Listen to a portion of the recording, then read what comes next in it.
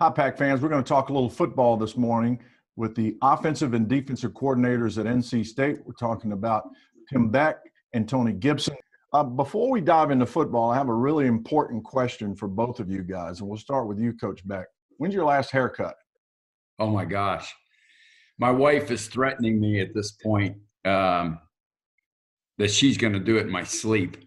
So it's been probably, close to 3 months, I would say.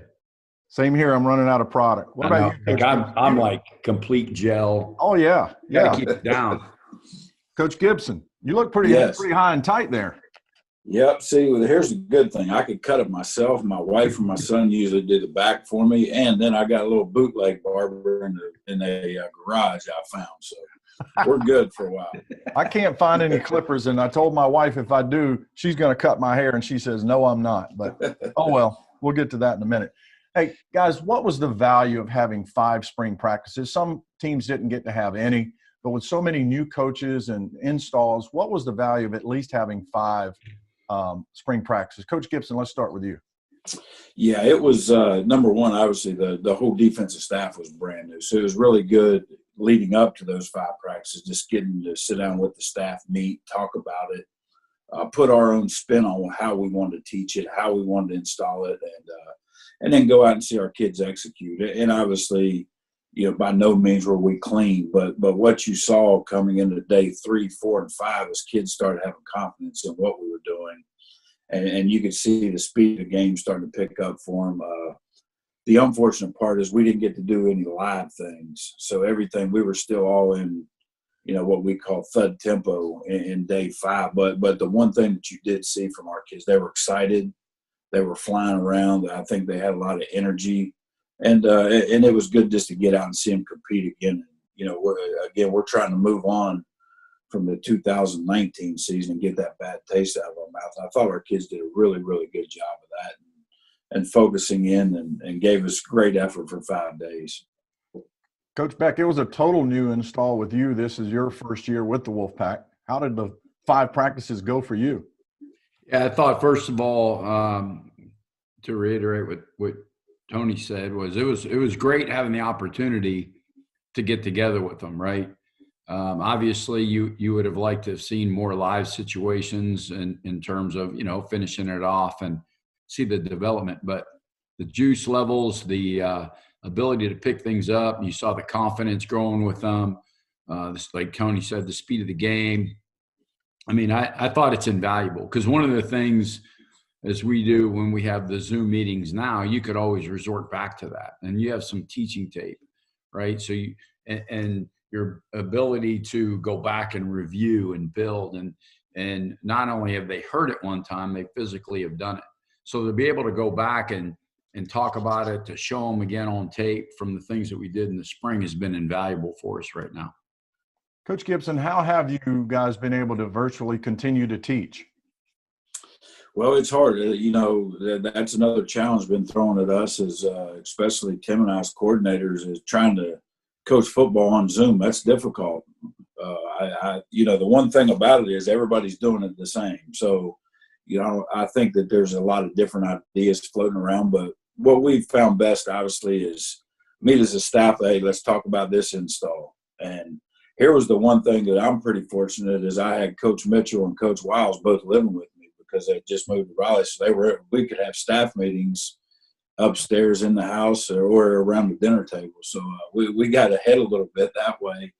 But just trying to put it to our kids, that's the difficult part, is trying to put a cut up and teach tapes and installs and try to get all that on a screen.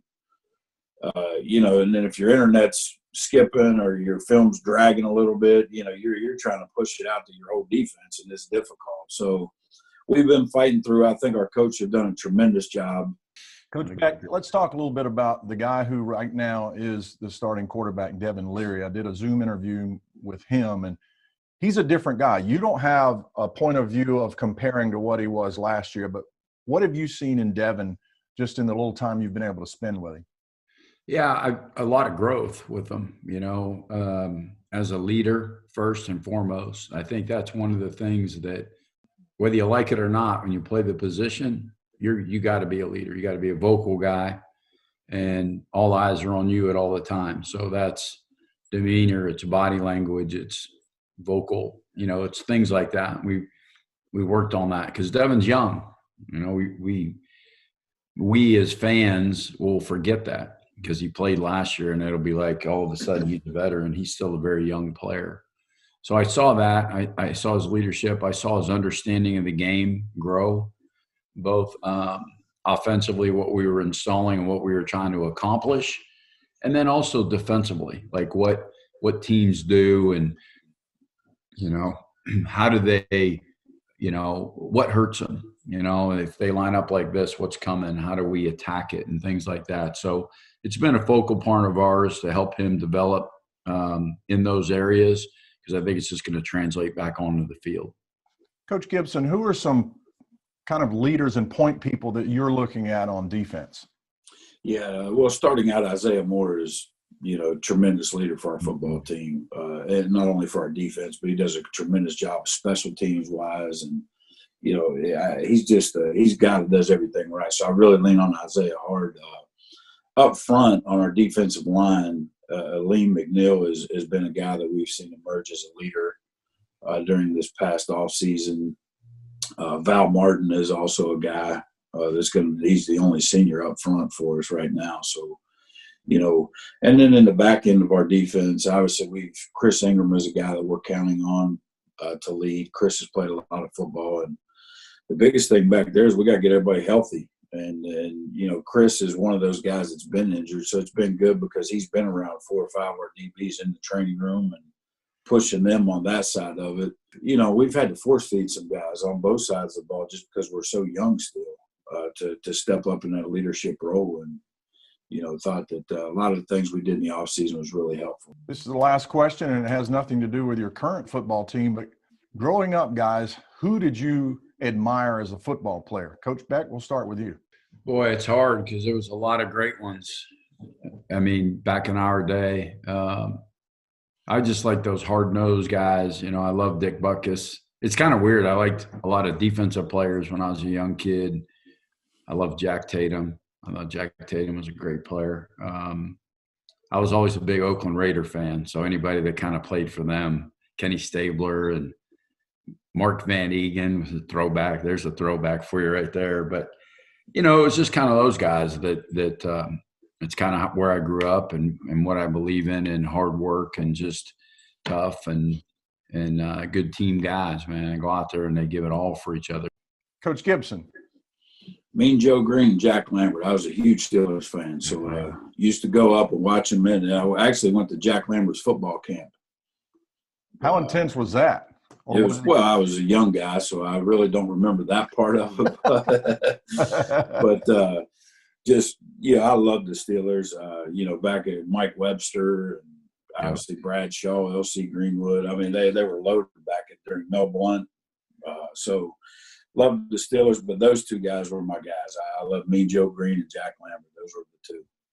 All defensive guys for the defensive coordinator and the offensive coordinator. Guys, appreciate you taking the time out, and hopefully we will see each other face-to-face very soon. You got it. Thank you. Appreciate it. Appreciate it, Jeff.